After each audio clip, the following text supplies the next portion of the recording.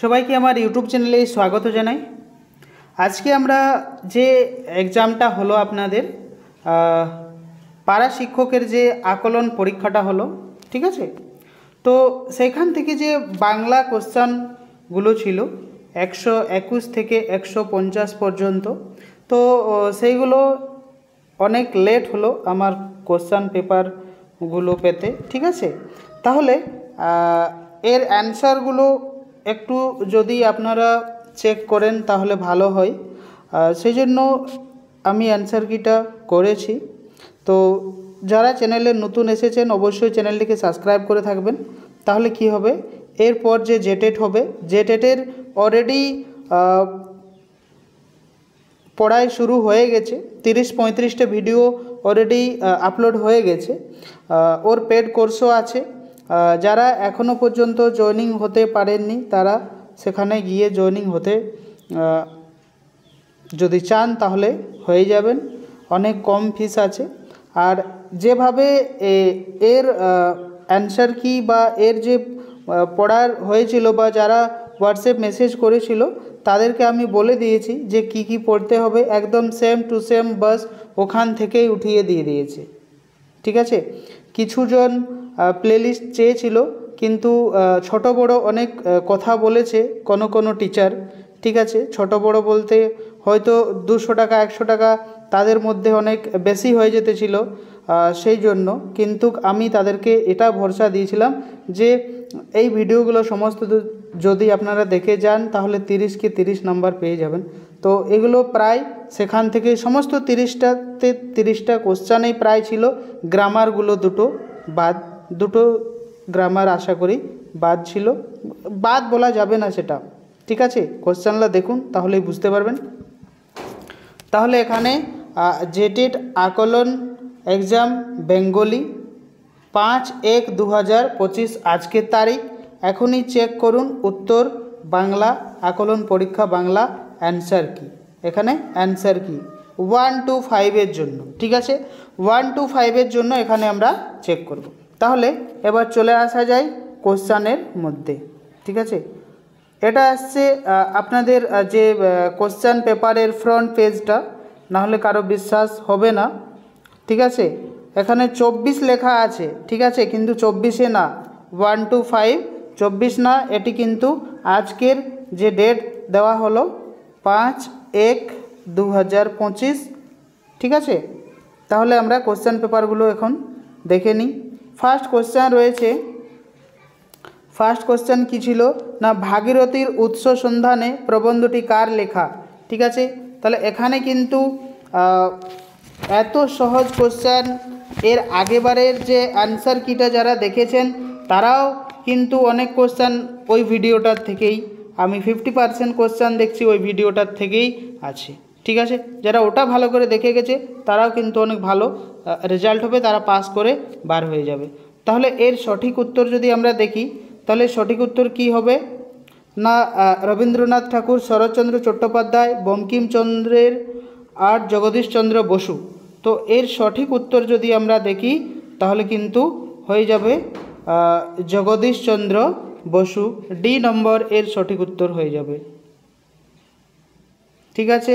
পরে নেক্সট যে কোশ্চেনটা রয়েছে সেই কোশ্চেনটি কি আছে না, ভাগীরথীর উৎস সন্ধানে প্রবন্ধটির মূল গ্রন্থের নাম কি। তো এর যে মূল গ্রন্থ, কোন গ্রন্থ থেকে নেওয়া হয়েছে সেটি হচ্ছে তার মূল গ্রন্থ। তো এটি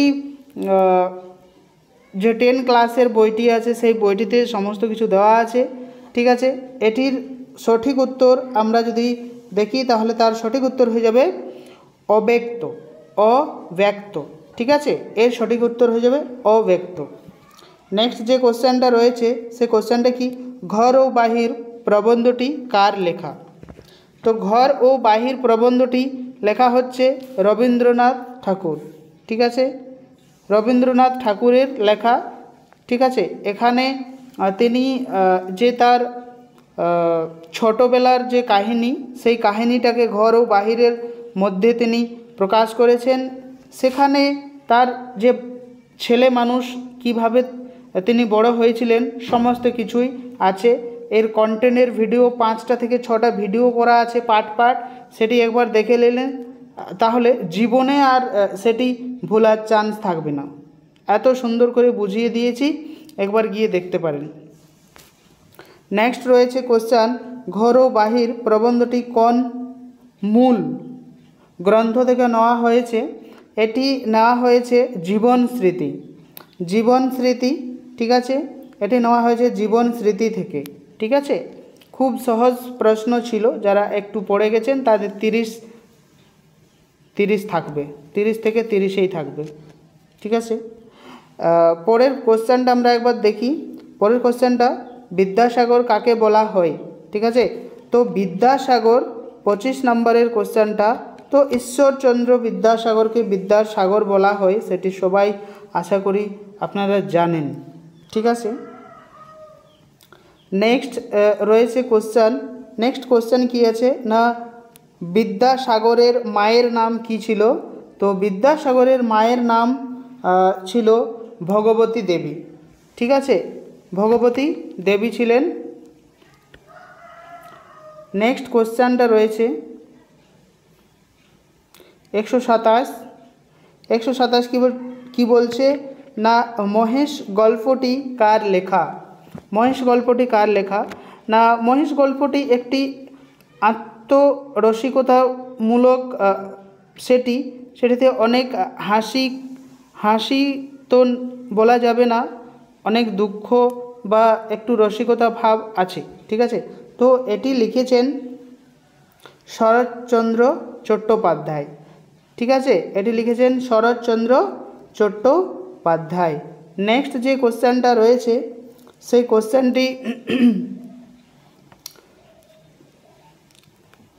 কোশ্চেনটি এখানে মহেশ কে? তো মহেশ, আমি যে গতবারের যে কোশ্চেনটা সেটিতে ভালোভাবে বুঝিয়ে দিয়েছিলি, মহেশ হচ্ছে একটি গরুর নাম। মহেশ হচ্ছে একটি গরুর নাম। ঠিক আছে, আর মহেশ হচ্ছে একটি গরুর নাম। তারপরে কোশ্চেন যেটি রয়েছে সেটি আসছে আপনার, এটি মহেশের মালিকের নাম কি? তো মহেশের মালিকের নাম ছিল গফুর। ঠিক আছে, আর গফুরের এবারও কোশ্চেন থাকতে পারে নেক্সট, যে গফুরের মেয়ের নাম কি? তো ওর মেয়ের নাম ছিল আমিনা। আমিনা, ঠিক আছে, তারা মুসলমান পরিবার ছিল। ঠিক আছে, তারা মুসলমান পরিবার ছিল, একটি হিন্দু গ্রামে তারা বসবাস করতেন।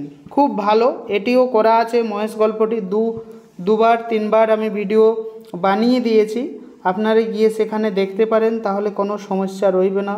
যারা হয়তো ফেল করে যাবেন কোনো কারণবশতে, তাদের জন্য বলছি। এখানে কোশ্চেন রয়েছে পদ্মা নদীর মাঝি কার লেখা? তো পদ্মা নদীর মাঝি যদি আমরা দেখি তাহলে হয়ে যাবে মানিক বন্দ্যোপাধ্যায়। মানিক বন্দ্যোপাধ্যায় তিনি লিখেছেন। ঠিক আছে, নেক্সট যে কোশ্চেনটা রয়েছে পদ্মা নদী কোন নদীর শাখা নদী? ঠিক আছে, তো সেটি আমাদের যে গঙ্গা নদী, সেই গঙ্গা নদীরই শাখা আমরা পদ্মাকে বলবো। পদ্মা নামটা খালি পরিবর্তন হয়েছে। গঙ্গা এসে যখন বাংলাদেশে ঢুকছে, ঠিক আছে, বাংলাদেশে যখন ঢুকছে সেই তখনই তার নাম কিন্তু আমরা বলবো পদ্মা নদী। ঠিক আছে, নেক্সট রয়েছে নেক্সট কি রয়েছে কোশ্চেনটা না, কোশ্চেন আছে মাঝি বলতে কি বোঝায়? এই কোশ্চেনটি কিন্তু এসেছিল। ঠিক আছে, এই কোশ্চেনটি এসেছিল, সেখানে একটু অন্যভাবে দিয়েছে। ঠিক আছে, একটু ঘুরিয়ে দিয়েছে, কিন্তু কোশ্চেনটা সেম টু সেম দিয়েছে। এখানে নাবিক, আমরা মাঝি কি করে, নাবিক মানে নৌকা বায় যারা, ঠিক আছে, নৌকা বেয়ে খায় তাদেরকে নাবিক বলা হয়। তো এখানে মাঝির কাজ কিন্তু ওনারা করেন। ঠিক আছে, নেক্সট আমরা দেখব, নেক্সট কোশ্চেনটা দেখব,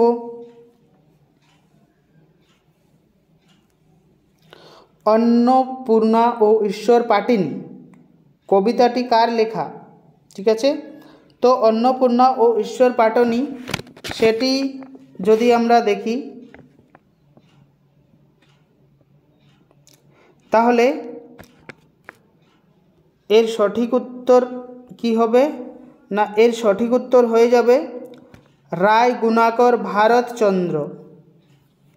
রায় গুণাকর ভারতচন্দ্র তিনি লিখেছেন অন্নপূর্ণা ও ঈশ্বর পাটনী কবিতাটি। ঠিক আছে,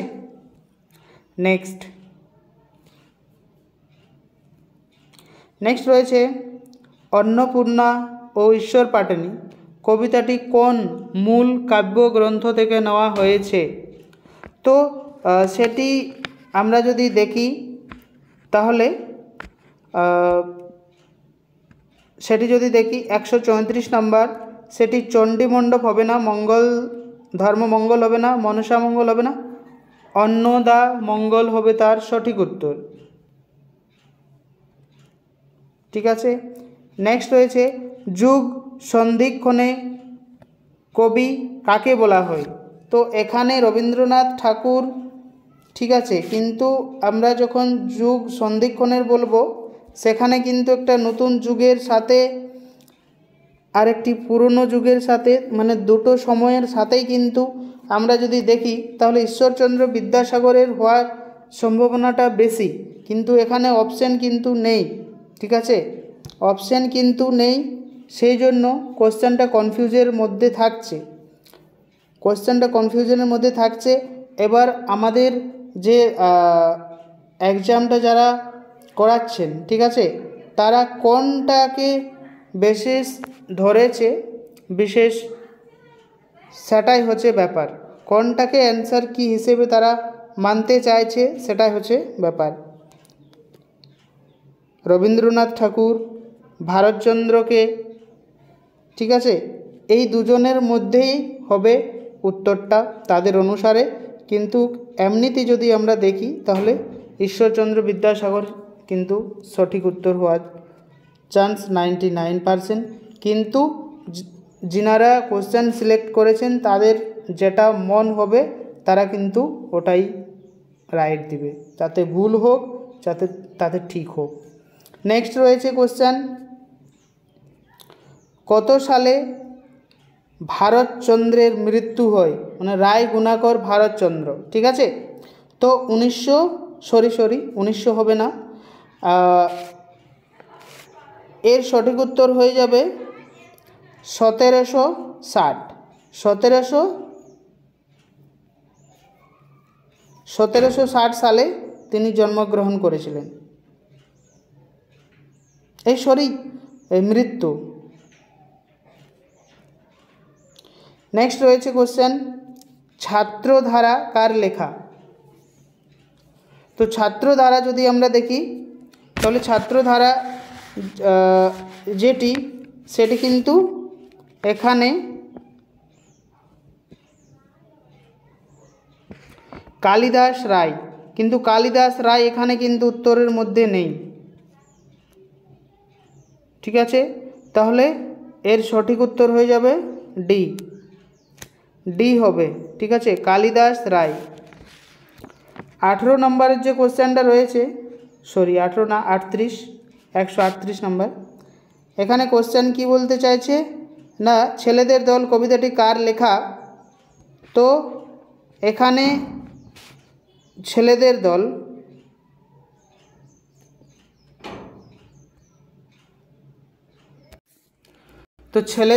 দল কবিতাটি লিখেছেন সত্যেন্দ্রনাথ দত্ত।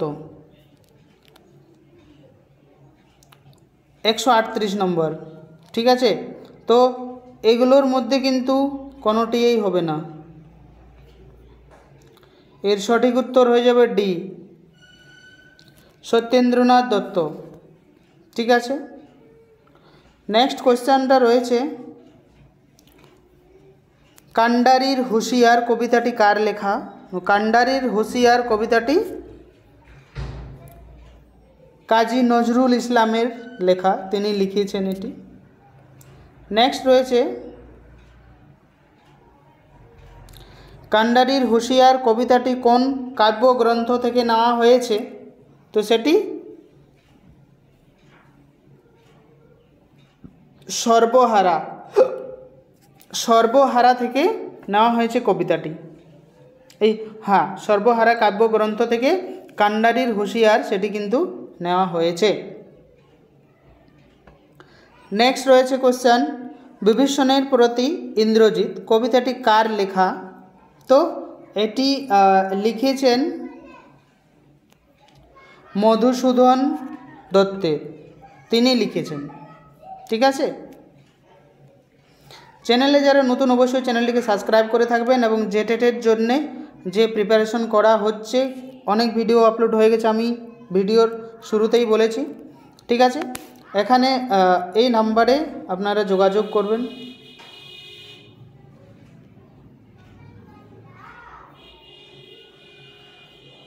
এটি হোয়াটসঅ্যাপ নাম্বার, এটিতে আপনারা যোগাযোগ করবেন, মেসেজ করবেন, নোটস বগেরা সব কিছু মিলে যাবে। ঠিক আছে, ভিডিও মিলবে, নোটস মিলবে, সব কিছুই মিলবে। এবার সিলেবাসটা চেঞ্জ হচ্ছে, সেটার জন্য ভিডিও অফ রাখা হয়েছে, নাহলে আজকে কমপ্লিট করানো হতো। আশা করছি সিটেটের বেশেই কিন্তু হবে, তো সেই ধরনের কিছু জিনিসকে প্যাডাগোগি এবং প্যাসেজ সলভিং যে এটা থাকছে সেগুলো করানো হবে খুব ভালোভাবে, কোনো টেনশন হবে না। ঠিক আছে, তাহলে এই নাম্বার যোগাযোগ করবেন। নেক্সট রয়েছে 142, বিভীষণের প্রতি ইন্দ্রজিৎ কোন কাব্যগ্রন্থ থেকে নেওয়া হয়েছে? না সেটি মেঘনাদ বধ। ঠিক আছে, মেঘনাদ বধ থেকে কিন্তু নেওয়া হয়েছে। 143, 2 বিঘা জমি কবিতার 2 বিঘা জমির মালিকের নাম কি? না উপেন। ঠিক আছে, ভিডিওকে লাইক করে দেবেন এবং আপনাদের যে ফ্রেন্ড সার্কেল আছে, যত টিচার, সবাই টিচার যারা পরীক্ষা দিয়েছেন ওনাদেরকে সবাইকে ভিডিওটা শেয়ার করে দেবেন। যারা বাংলা রেখেছিলেন তাদের অনেকটা হেল্প হবে। ঠিক আছে, নেক্সট কোশ্চেন রয়েছে, না সজ্জন শব্দের সঠিক সন্ধিবিচ্ছেদ হবে, কি হবে? না সৎ জোড় জন সজ্জন, সৎ জোড় জন সজ্জন। ঠিক আছে, নেক্সট রয়েছে কোশ্চেন, প্রাতঃ প্রাতঃ প্রাতঃ, তো কি হবে এখানে? প্রাতঃ বিসর্গ হ্রাস, তো এখানে বিসর্গ সন্ধি হবে, সি নম্বর, স্বর সন্ধি হবে না। স্বর সন্ধি কখন হয়? যেমন হিমালয়, হিমযুক্ত আলয়,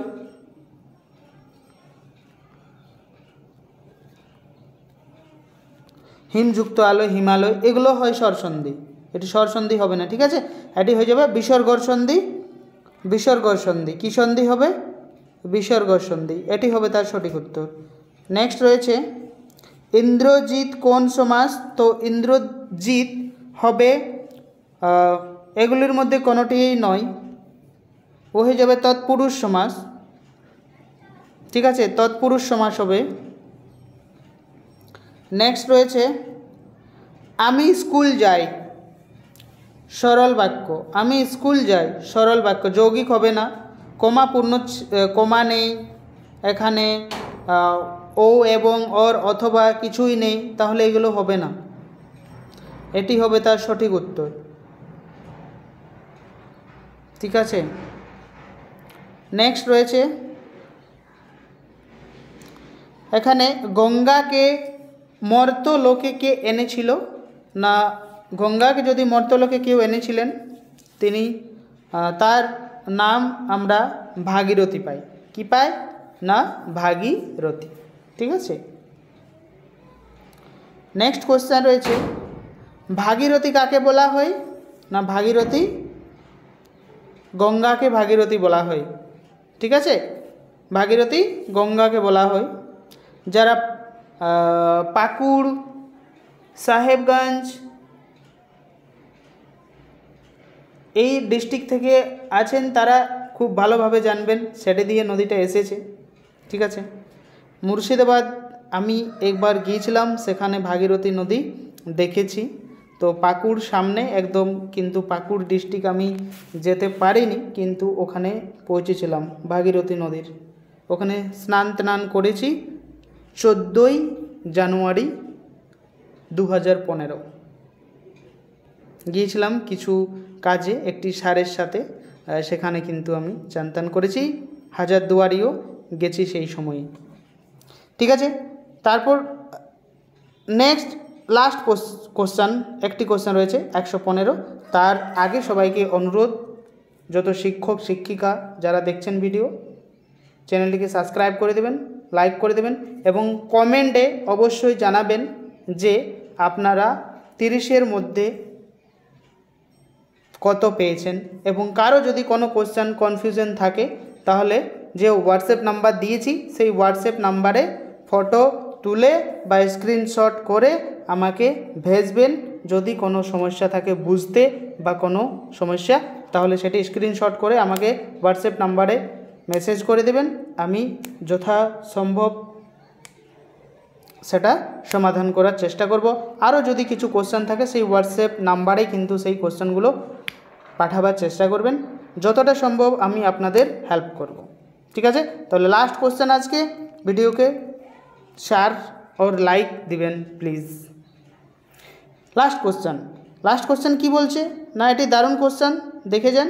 পদ্মিনী কে ছিলেন না পদ্মিনী রানী ছিলেন। এটি আমরা যে গ্রহ, ঠিক আছে, সেই গ্রহ পড়ার থেকে এইখানে আমরা পুরোপুরি কোশ্চেন থাকে, কিন্তু এবারে একটি মাত্র কোশ্চেন দিয়েছে। ঠিক আছে, সেটা হচ্ছে এই কোশ্চেনটি, লাস্টের কোশ্চেনটা একটি কোশ্চেন। এবারে কিন্তু ক্লাস 9-এর কোশ্চেন আসেনি। গতবার 2023-এ কিন্তু যে এক্সামটা হয়েছিল সেখানে ছিল ক্লাস 9-এর কোশ্চেনও ছিল। এবারে শুধুমাত্র 10 ক্লাসের কোশ্চেন দিয়েছে। ঠিক আছে, যারা 10 ক্লাসের স্টুডেন্ট আছেন, যাদের ঘরে ছেলে মেয়ে যারাই আছে 9 ক্লাসের আছেন, তারা সবাই কিন্তু এই চ্যানেলটি সাবস্ক্রাইব করে থাকবেন। 11-12 সবার জন্যে হেল্পফুল হবে, সবাই ভিডিও পাবে। 100 থেকে 100 মার্কস পাওয়ার সম্ভাবনা 99%। জামতাড়া, পাকুড়, সাহেবগঞ্জ, দুমকা, ধানবাদ, बोकारो, পূর্বী সিংভূম, পশ্চিম সিংভূম, সরাইকেলা এই ডিস্ট্রিক্ট থেকে অনেক স্টুডেন্ট জুড়ে আছে আমার সাথে। তো সবারই হেল্পফুল হবে আশা করছি। ধন্যবাদ সবাইকে পুরো ভিডিওটা দেখার জন্য। ভিডিওটা কেমন হয়েছে কমেন্টে অবশ্যই লিখবেন। Thank you.